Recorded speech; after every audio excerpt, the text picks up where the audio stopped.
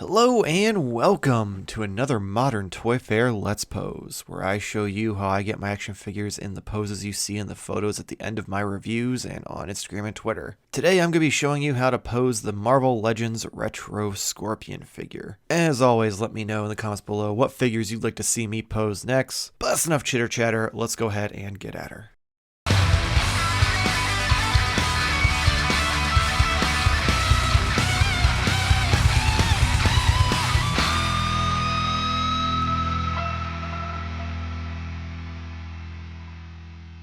Alright, so with Scorpion you're going to be pretty limited because this tail, it does weigh him down. It is a little difficult to get him in certain poses, but we're going to try our best. So we're just going to start with just kind of an action pose, just something you could easily do on your shelf. So we're going to get the arms kind of spread out here. We're going to have the left arm spread backwards, the right arm's going to be bent inward with that wrist kind of curled in. We're going to twist his abdomen. We're going to get these knees bent, I'd say to about 90 degrees each at the knee, roughly. Maybe a little less than that, honestly. Just have to find a center of gravity. And boom, like that. Now you have a pose that you could have him in on your shelf. So we've got that fist curled in with the right arm at like 90 degrees. We've got the head tilted up slightly. We've got the torso twisted forward to give him that kind of motion. We've got the legs spread out mostly just to find a center of balance. And the knees not quite at 90 degrees, but they are spread out and kind of bent just enough to lean him forward. And that left arm is thrown back, not quite straight, but just enough to kind of make it look like he's, tossing his arm back. Then the tail I just have kind of curled around so that way it balances both on both sides and you're not trying to fight with it. You can use it as a kickstand, but I feel like that might be cheating, so I don't want to do that too often. From here, we're going to easily transition into him throwing a punch. So we're going to straighten out the right leg a little bit. We're going to get that left leg forward and a little less bent just to kind of raise him up a little bit. We're going to move the tail more to the left to kind of trying to balance him out, because it is a little difficult to get him to do this, especially because that torso, for the reason at the waist, it has like almost like a ratcheted joint, and if you aren't connected just right, it will start to kind of pivot on its own. So I try to use the upper torso a lot for this figure. Get the legs there. All right, so here we have it. He's in a punching pose. You got the arms still sprawled back. You got the legs spread out a little bit more. Right leg is less bent. Left knee is a little bit more bent, but it's not quite as much as it was in the last pose. You've got the torso pushed forward. You've got the right arm swinging forward, just kind of curved enough, not fully straight. But you also have that wrist curled inward as well. And then we're actually going to have Spider-Man take the punch this week. So here is the retro cel-shaded Spider-Man. We're going to keep him off to the side because we will probably be using him here shortly for some other cool poses. Another one that you'll probably expect Scorpion to be in is, he's kind of crouched down. I say crouched, maybe squatted down. And he's, the stinger is coming up over his head. So we're going to get him in that pose. So you're going to get the knees in about 90 degree this time. Got to definitely get that center of gravity balance. You're going to have the head tilted up. You have those arms pulled back down in. Then we're going to fight with the tail. So this is a task because this thing, I get why it has to be as stiff as it is because you don't want it to get, too crazy or ruined. But it's definitely a pain. It takes some time, especially straightening it out. And yeah, even then, like you can see, the tip does not want to stay straight. It's kind of leaning off to the right. It overall is just a big pain in the ass sometimes. But it's cool, and I'm happy it's posable. I'm glad it's not like Doc Ock's arms, because that would just be absolutely miserable. But yeah, so we're going to get him hunched over by both moving forward at the waist and at the hips. So again, legs spread out and bent. Going to have him hunched forward as much as you can. Head tilted forward. I'm going to raise this up a little bit so you can actually see the tail. Could probably straighten that a little bit better, but kind of curls up and over him.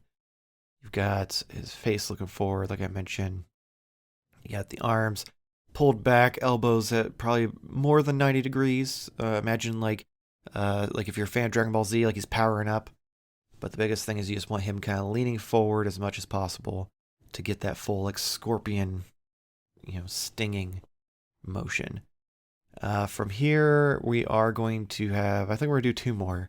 We are going to attempt, and I've done this in my review for the photos. If you haven't seen it yet, go check that out. I'll have it linked at the end of the video. But we are going to attempt to have him squeezing Spider-Man with his tail and potentially holding him up a little bit with it as well.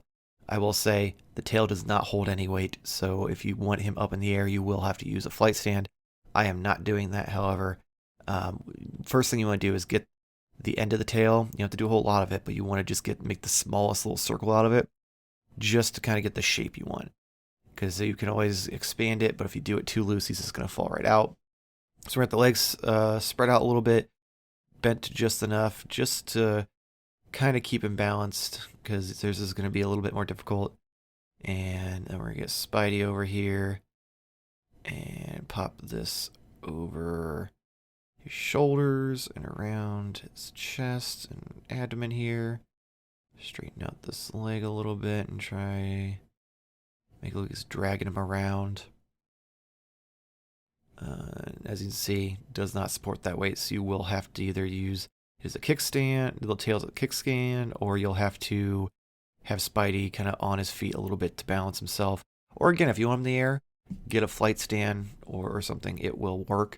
It's just, a little extra. But as you can see, it will wrap around him. You will have to have the torso twisted a little bit so that way you can have him looking at him, because otherwise it will be a little bit too far away and too much behind him, I guess is the better way to say it. And you can just kind of mess with Spidey and get him how you want to make him look like he's, stuck. Again, you want to have the legs spread out.